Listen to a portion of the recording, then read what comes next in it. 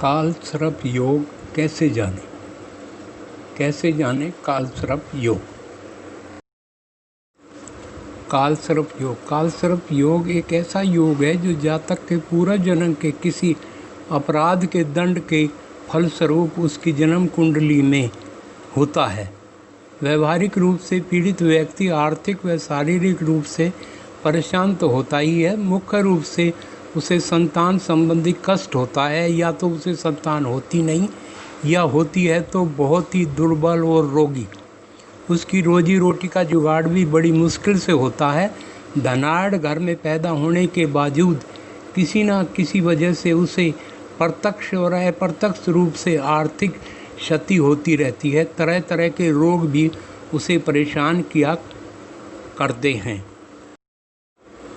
जन्म कुंडली में स्थितियाँ। जब जन्म कुंडली में सारे ग्रह राहु और केतु के बीच स्थित रहते हैं तो उसे ज्योतिषाचार्य यह फलादेश आसानी से निकाल लेते हैं कि संबंधित जातक पर आने वाली उपयुक्त प्रकार की परेशानियां कालसर्प योग की वजह से हो रही हैं। परंतु यदि याद रहे, कालसर्प योग वाले सभी जातकों पर इस योग का समान प्रभाव नहीं पड़ता। किस भाव में कौन सी राशि स्थित है और उसमें कौन कौन ग्रह कहाँ कहाँ बैठे हैं और उनका बलाबल कितना है, इन सब बातों का भी संबंधित जातक पर भरपूर असर पड़ता है।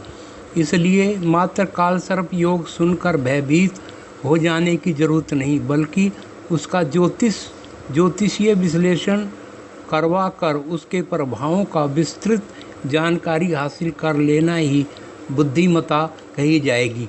जब असली कारण ज्योतिष विश्लेषण से स्पष्ट हो जाए तो तत्काल उसका उपाय करना चाहिए। नीचे कुछ ज्योतिषीय स्थितियों दी गई हैं जिनमें कालसर्प योग बड़ी तीव्रता से संबंधित जातक को परेशान किया करता है। स्थितियाँ। जब राहु के साथ चंद्रमा लगन में हो और जातक को बात बात में भ्रम की बीमारी सताती रहती है, या उसे हमेशा लगता है कि कोई उसे नुकसान पहुंचा सकता है, या वह व्यक्ति मानसिक तौर पर पीड़ित रहता है। जब लगन में मेष, वृश्चिक, कर्क और धनु राशि हों और उसमें बृहस्पति व मंगल स्थित हों, राहु की स्थिति पंचम भाव में हो तथा मंगल या बुध की युति दृष्टि या राहु पंचम भाव में स्थित हो तो संबंधित जातक की संतान पर कभी न कभी भारी मुसीबत आती ही है, अथवा जातक किसी बड़े संकट या आपराधिक मामले में फंस जाता है। जब कालसर्प योग में राहु के साथ शुक्र की युति हो तो जातक को संतान संबंधी गृह बाधा होती हैं। जब लगन में लग्नेश पीड़ित हो तो जातक शारीरिक व मानसिक रूप से परेशान रहता है। चंद्रमा से दूसरे द्वादश भाव में कोई ग्रह ना हो, यानी कि द्रुम योग हो, और चंद्रमा या लगन से केंद्र में कोई ग्रह ना हो तो जातक को मुख्य रूप से आर्थिक परेशानी होती है। जब राहु के साथ बृहस्पति की युति हो तो जातक को तरह तरह के अनिष्टों का सामना करना पड़ता है। जब राहु की मंगल से युति यानी अंगकारक योग हो तो संबंधित जातक को भारी कष्ट का सामना करना पड़ता है। जब राहु के साथ सूर्य या चंद्रमा की युति हो तो जातक पर प्रतिकूल प्रभाव पड़ता है, शारीरिक व आर्थिक परेशानियां बढ़ती हैं। जब राहु के साथ शनि की युति यानी नंद योग हो तब भी जातक के स्वास्थ्य व संतान पर प्रतिकूल प्रभाव पड़ता है, उसे कारोबारी परेशानियां बढ़ती हैं। जब राहु की बुध से युति अर्थात जड़ तत्व योग हो तब भी जातक को प्रतिकूल प्रभाव पड़ता है, उसकी आर्थिक व सामाजिक परेशानियां बढ़ती हैं। जब अष्टम भाव में राहु पर मंगल, शनि या सूर्य की दृष्टि हो तो जातक के विवाह में विघ्न या देरी होती है। यदि जन्म कुंडली में शनि चौथे भाव में और राहु 12वें भाव में स्थित हो तो संबंधित जातक बहुत बड़ा धूर्त व कपटी होता है। इसकी वजह से उसे बहुत बड़ी विपत्तियों में भी फंसना पड़ जाता है। जब लगन में राहु चंद्रमा हो, पंचम, नवम और द्वादश भाव में मंगल या शनि स्थित हों तो जातक की दिमागी हालत ठीक नहीं रहती, उसे प्रेत, पिशाच बाधाओं से भी पीड़ित होना पड़ सकता है। जब दसम भाव में नवेश मंगल व राहु या शनि से युति करें तब संबंधित जातक को हमेशा अग्नि से भय रहता है। अग्नि से सावधान भी रहना चाहिए। जब दशम भाव का नमाज स्वामी राहु या केतु से युक्त हो तो संबंधित जातक मरने तक कष्ट पाने का प्रबल आशंका बनी रहती है। जब राहु व मंगल के बीच षष्टक संबंध हो तो संबंधित जातक को बहुत कष्ट होता है। वैसी स्थिति में तो कष्ट और भी बढ़ जाता है जब राहु मंगल से दृष्टि हो। जब लगन मेष वृक्ष और कर्क हो, राहु की स्थिति 1, 3, 4, 5, 6, 7, 8, 11 या 12वें भाव में हो, तब यह स्थिति जातक स्त्री पुत्र धन धान और अच्छे स्वास्थ्य का सुख प्राप्त करता है। जब राहु 6ठे भाव में स्थित हो और बृहस्पति केंद्र में हो तो जातक का जीवन खुशहाल व्यतीत होता है। जब राहु व चंद्रमा की युति केंद्र 1, 4, 7 और 10वें भाव या त्रिकोण में 5वें और 9वें भाव में हो तो जातक के जीवन में सुख समृद्धि की सारी सुविधाएं उपलब्ध हो जाती हैं। जब शुक्र दूसरे व 12वें भाव में स्थित हो तब जातक को अनुकूल फल प्राप्त होता है। जब बुध आदित्य योग हो और बुध अस्त ना हो तो जातक को अनुकूल फल प्राप्त होता है।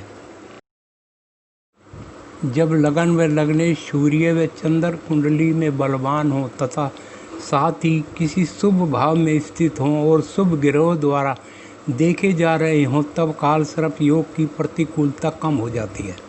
जब दशम भाव में मंगल बली हो और किसी अशुभ भाव से युक्त या दृष्टि ना हो तब संबंधित जातक का प्रतिकूल प्रभाव नहीं पड़ता। जब शुक्र से बलव योग बनता हो यानी शुक्र अपनी राशि में हो या उच्च राशि में केंद्र में स्थित हो और किसी अशुभ ग्रह से युक्त व दृष्टि ना हो रहा हो तब काल सर्प योग का विपरीत असर काफ़ी कम हो जाता है। जब शनि अपनी राशि या अपनी उच्च राशि में केंद्र में स्थित हो और किसी अशुभ ग्रह से युक्त या दृष्टि ना हो तब काल सर्प योग का असर काफ़ी कम हो जाता है। जब मंगल की युति चंद्रमा से केंद्र में अपनी राशि या उच्च राशि में हो अथवा अशुभ ग्रहों से युक्त या दृष्टि ना हो तब काल सर्प योग की सारी परेशानियां कम हो जाती हैं। जब राहु अदृश्य भाव में स्थित हो और दूसरे ग्रह अदृश्य भाव में स्थित हो तब संबंधित जातक का काल सर्प योग समृद्धदायक होता है। जब राहु 6ठे भाव में और बृहस्पति केंद्र या 10वें भाव में स्थित हो तो जातक के जीवन में धन दान की जरा भी कमी महसूस नहीं होती। काल सर्प योग बुरा ही नहीं होता।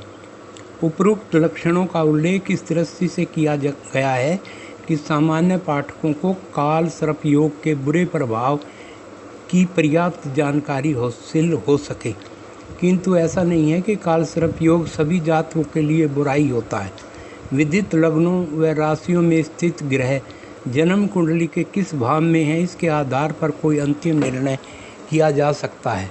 काल सर्प योग वाले बहुत से ऐसे व्यक्ति हो चुके हैं जो अनेक कठिनाइयों को झेलते हुए भी उच्च पदों पर पहुँचे। अतः किसी भी स्थिति में व्यक्ति को मायूस नहीं होना चाहिए और उसे अपने कर्तव्यों का पालन करते हुए हमेशा चौमुखी प्रगति के लिए सतत चेष्ट रहना चाहिए। यदि सर्प योग का प्रभाव किसी जातक की अनिष्टकारी हो तो उसे दूर करने के उपाय भी किए जा सकते हैं। हमारे प्राचीन ग्रंथों में ऐसे कई उपायों का उल्लेख है जिन के माध्यम से हर प्रकार की ग्रह बाधा व पूर्व कर्तित अशुभ कर्मों का पश्चाताप किया जा सकता है। यह एक ज्योतिषीय विश्लेषण या पुनः आपको याद दिलाना चाहता हूँ कि हम अपने जीवन में मिलने वाले सारे अच्छे या बुरे फल अपने निजी कृत कर्मों के आधार पर है। इसलिए ग्रहों को दोष ना दें और कर्म सुधारें और त्रिसूत्रीय नुस्खे को अपने जीवन में अपनाएं। मेरे बताए गए उपायों को अपने जीवन में प्रयोग में लाएं, आपके कष्ट जरूर समाप्त होंगे। त्रिसूत्रीय नुस्खा निस्वार्थ भाव से माता पिता की सेवा, पति पत्नी का धर्म अनुकूल आचरण, देश के प्रति समर्पण और वफादारी। यह उपाय अपनाते हुए मात्र 21 शनिवार और 21 मंगलवार किसी शनि मंदिर में आकर नित्य श्री शनि पूजन व श्री शनि तेल अभिषेक व श्री शनिदेव के दर्शन करेंगे तो आपके कष्ट अवश्य ही समाप्त होंगे। आपकी जन्म कुंडली में काल सर्प योग है या नहीं, घबराए नहीं। आप समय लेकर किसी योग पंडित से मिलें। काल सर्प योग के प्रकार। ज्योतिष के अनुसार अगर किसी व्यक्ति की जन्म कुंडली में काल सर्प दोष लगता है तो उसके जीवन में कई तरह की समस्याएं आती हैं।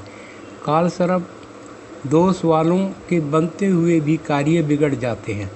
ज्योतिषाचार्य ने बताया है कि काल सर्प दोष कुंडली के 12 भाव में राहु और केतु की उपस्थिति क्रम से कुल 12 प्रकार के काल सर्प योग होते हैं।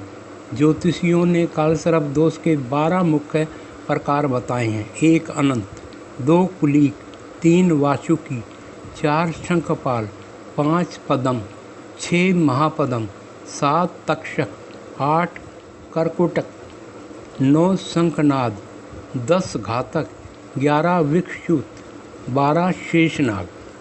अब ज्योतिषियों के अनुसार कुंडली के 12 तरह के काल सर्प दोष होने के साथ ही राहु की दशा अंतर्दशा में अस्त नीच या शत्रु राशि में बैठे ग्रह, मार्ग के शो ग्रह जो वक्री हो, उनके चलते भी जातक के कष्टों का सामना करना पड़ता है।